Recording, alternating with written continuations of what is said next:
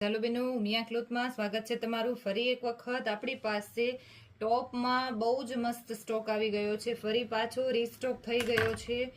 આ વખતે બહુ જ મસ્ત ફેન્સી કલેક્શન આવ્યું છે. સમર સ્પેશિયલ ફરવા જવાના છો તો બહુ જ મસ્ત સેલમાં આપણી પાસે 250 નું એક અને 600 ના 3 બધું જ મસ્ત ફેન્સી આર્ટિકલો આવી ગયા છે. અલગ અલગ ડિઝાઇન પેટર્ન ઘણી બધી રહેવાની છે.